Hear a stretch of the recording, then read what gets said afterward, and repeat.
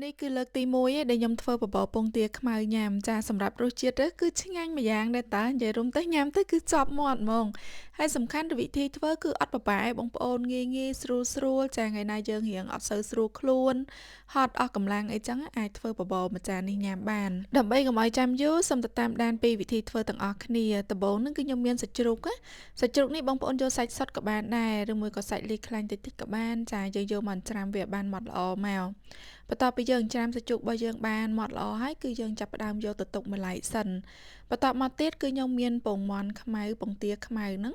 ចាមាន2 3គ្រាប់អញ្ចឹងទៅយើងយកមកយើងបកសបកហើយយើងហាន់វាជាដុំចាមកល្មមទៅហើយពងទាខ្មៅនេះគឺខ្ញុំទិញនៅហាងអាស៊ីណានិយាយរួមតដែរទិញញ៉ាំទេតែដោយសារឃើញមើលទៅរៀងតំណងដែរអញ្ចឹងហើយចង់ធ្វើស៊ុបញ៉ាំផងធ្វើបបរញ៉ាំផងក៏ទិញមកកញ្ចប់ចាយើងយកមកយើងពុះវាបែបហ្នឹងមកពុះហើយយើងទុកវាមួយឡែកសិនពងទានេះនិយាយរួមទៅញ៉ាំអត់ដែរញ៉ាំហ្មងបងប្អូនលើកទី1ហ្មងតែញ៉ាំធម្មតាក៏អត់ដែរញ៉ាំដែរហ្នឹងហើយហើយឥឡូវនេះគឺយើងចាប់ផ្ដើមមកបបរយើងដាក់ដាំទឹកហើយទឹកយើងរៀងក្តៅពុះទៅយើងដាក់ខ្ទឹមស2 3កំពឹសទៅ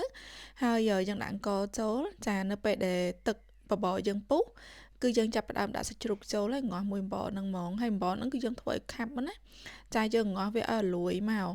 បានមើលទៅតំណងឆ្ងាញ់បើសិនជាអំបិលយើងនៅរៀងក្របក៏អត់សូវតំណងឆ្ងាញ់ដែរមើលទៅ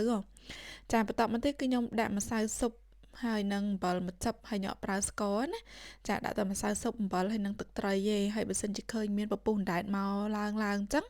យើងដួសពពុះនឹងចោលហងបងប្អូនយើងកុំទុកចាបន្ទាប់មកទៀតនៅពេលដែលបបរយើងរៀងដូចថាសាច់បបរយើងរៀងរលួយហើយចុងក្រោយគេហ្នឹងគឺខ្ញុំដាក់ជាមួយនឹងបកាចាបកាហ្នឹងគឺខ្ញុំដាក់ធំអញ្ចឹងហ្មងឲ្យមើលទៅឃើញតំណងអញ្ចឹងណាចាបន្ទាប់ពីខ្ញុំដាក់បកាចូលបកាខ្ញុំរៀងឆ្អិនហើយគឺខ្ញុំចាប់ផ្ដើមដាក់ជាមួយនឹងពងទាខ្មៅចូលចាដាក់ពងទាខ្មៅហើយខ្ញុំគិតថាដាក់ពងទាខ្មៅចូលតិចបែកខ្មៅពេញបបរទៅតែក៏ពិតអត់បែកទេបងប្អូនពងទាខ្មៅហ្នឹង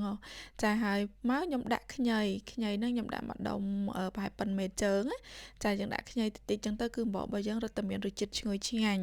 ឥឡូវនេះគឺឆ្អិនរួចរាល់ហើយមិនដែរបងប្អូនមើលទៅឃើញតំណងអត់ហើយសំខាន់រសជាតិគឺឆ្ងាញ់ហ្មងចាពួកអីជាតិចេញពីសាច់ជ្រូកផងបកាផង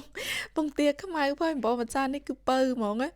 ចាប៉ុណ្្នឹងមកគឺរួចរាល់ជាការស្រេចដាក់បន្ថែមជីបន្ថែមអីញ៉ាំហើយញ៉ាំថែមម្រេចថែមអីរៀងហឹលតិចមកគឺឆ្ងាញ់ហ្មងចង់សម្រាប់វិធីធ្វើបបរពងទាខ្មៅនេះគឺមានតែប៉ុណ្្នេះទេហើយបើសិនជាបងប្អូនពេញចិត្ត